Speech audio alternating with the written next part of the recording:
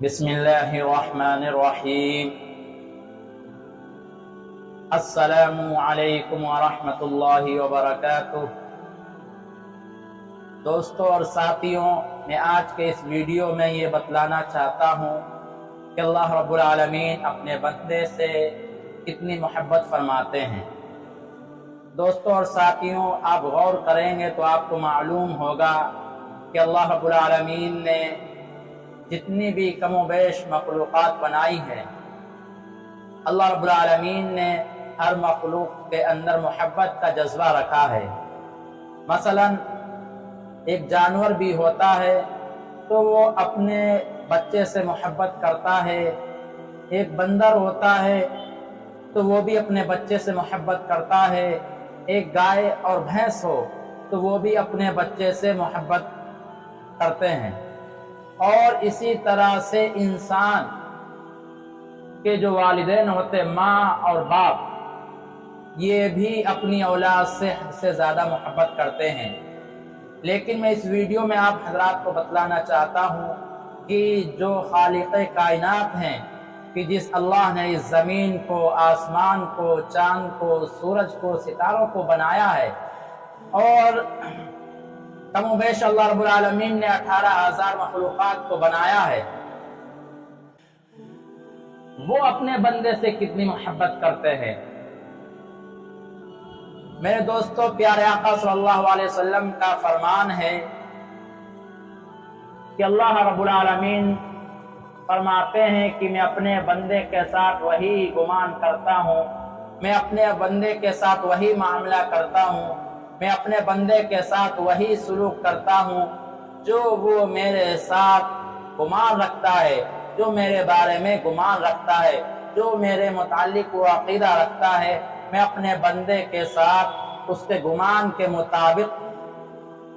اس کے ساتھ فیصلہ کرتا ہوں۔ کیا مطلب؟ پیارے آقا صلی اللہ علیہ وسلم نے ارشاد فرمایا کہ آگے اللہ رب العالمین فرماتے ہیں کہ جب میرا کوئی بندہ مجھے اپنے جی میں یاد کرتا ہے، اپنے دل میں یاد کرتا ہے، یعنی کوئی اللہ کا بندہ ہے اور وہ اللہ تعالیٰ کو اپنے دل میں یاد کرتا ہے، تو اللہ رب العالمین بھی اس کو اپنے جی میں اور اپنے دل میں یاد کرتے ہیں۔ اور پھر آگے ارشاد فرمایا ہے کہ جب میرا کوئی بندہ مجھے کسی محفل میں یاد کرتا ہے، کسی مجلس میں یاد کرتا ہے، تو میں اس کو اس سے بہتر محفل میں، اس سے بہتر مجلس میں یاد کرتا ہوں۔ کیا مطلب؟ مطلب یہ ہے کہ اگر کوئی انسان، اگر کوئی اللہ کا بندہ اس کو انسانوں کی مجلس میں یاد کرتا ہے، انسانوں کی محفل میں یاد کرتا ہے، تو اللہ رب العالمین اس کو انسانوں سے بہتر یعنی فرشتوں کی جماعت میں یاد کرتے ہیں۔ اور آگے ارشاد فرمایا کہ جب میرا کوئی بندہ مجھ سے قریب ہونے کے لیے ایک بالش چلتا ہے، ایک بالش چلتا ہے، تو میں اس کی طرف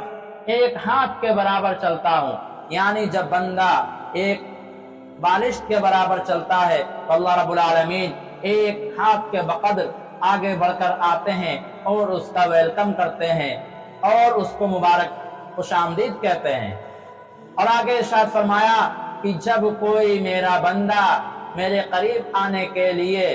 مجھ سے قریب ہونے کے لیے ایک ہاتھ چلتا ہے، تو میں اس کے دونوں بازوؤں کے بقدر چلتا ہوں، یعنی جب بندہ ایک ہاتھ چلتا ہے تو اللہ رب العالمین اس کے اللہ رب العالمین دونوں بازوؤں یعنی اس ہاتھ کا ڈبل، یعنی ایک بازو یہ اور ایک بازو یہ، ہاتھ سے لے کے یہاں تک اللہ رب العالمین اتنا چلتے ہیں۔ اور آگے ارشاد فرمایا کہ جب میرا کوئی بندہ میری طرف